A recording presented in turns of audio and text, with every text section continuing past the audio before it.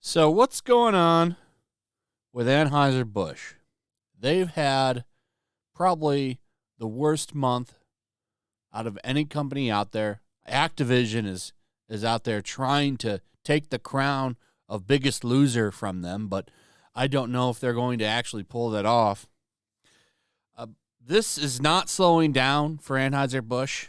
They're trying to wait this out the best they can, and it's just not working because people keep bringing it back to the spotlight, like good old Garth Brooks, who apparently is opening up a bar in Nashville on Broadway Street, which, if you've never been to Nashville, I think it's important to explain what that is. So Broadway Street is pretty fun. I've been there before, and what it is just a street of bars.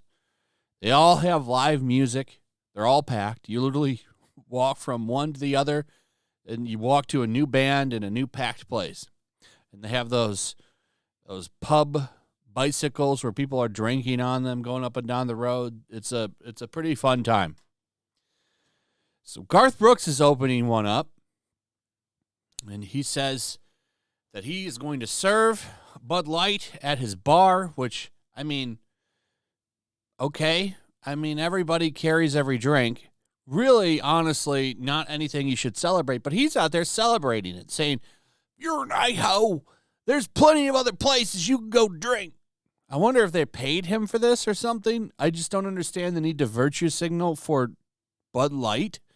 But that's what he's choosing to do, making all of his fans angry. So I don't really understand the point of this, but he felt the desperate need to defend Bud Light when nobody was asking his opinion on it.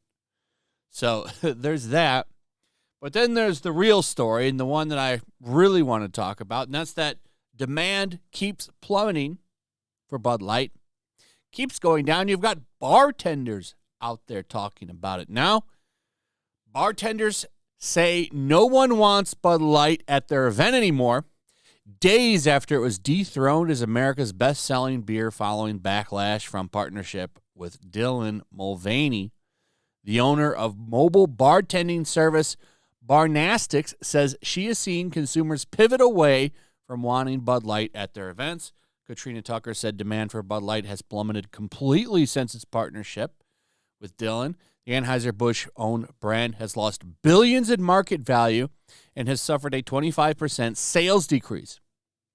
So, I mean, that's the sales stuff isn't new. Everyone knows that. Though it's at 25%, it was at 24% last week. So it's like it keeps going up a percentage every week. But I do like more confirmation that at bars and events, no one's buying this shit, which is where they make a significant portion of their money. Beer sales at events, particularly sports events, are lucrative. Mostly because you're not allowed to bring your own stuff in. You have to buy their $10 beers or whatever it is now. Maybe it's $14 now for one beer. So there's a lot of money to be made there. And if they're not buying your shit, that's bad.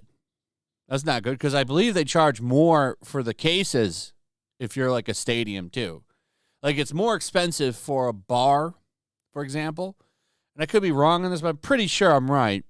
Like if you're a bar or a restaurant and you buy beer and liquor, you pay more than someone selling it at a convenience store because you're making a premium because it's a social event. So they charge those places more per case. And if no one's buying it, that's bad for you because that's a big portion of money you're missing. So I think it's funny that you've got bartenders out here.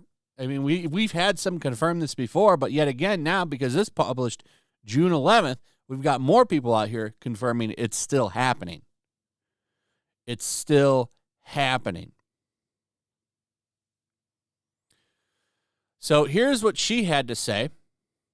The brand has been forced to buy back expired beer from wholesalers and is contemplating how to deal with the people at every juncture of sales life cycle who are experiencing a loss of profits. Though Tucker said the liquor stores she works with have yet to begin selling Bud Light at a discount, the consumer backlash has been tangible. Demand for Bud Light has plummeted completely. No one wants it at their events anymore, she said. There are a couple of clients that have expressed to me their feelings behind it, and it's no longer popular. She wants her customers and consumers generally are becoming...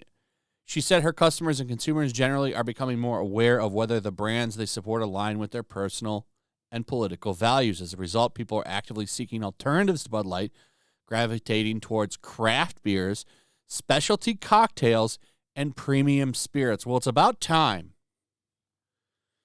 How are you an adult and you're still drinking Bud Light? That's the biggest question to me.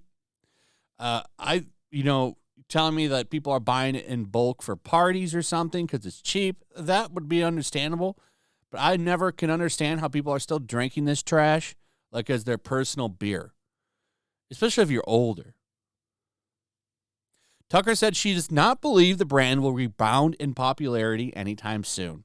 With the feedback that I've gotten and how strongly a lot of clients feel about it, if the company doesn't switch gears, I don't see the popularity picking back up, she said. Tucker's company's website allows customers to create a custom proposal that allows the company to see and understand any shifts in demand for certain products.